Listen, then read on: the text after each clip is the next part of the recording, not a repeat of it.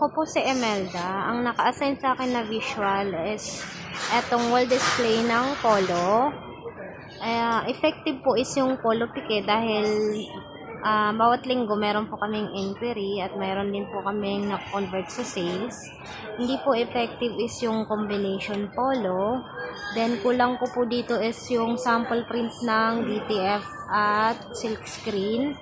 Recommendation ko po is etong sa kabilang side po is lagyan po ng ready stocks natin ng mga special polo.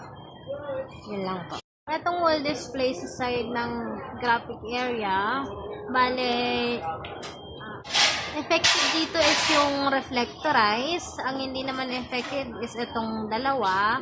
Recommendation ko po is palitan ng raglan 3/4 at saka dry fit corner long sleeve.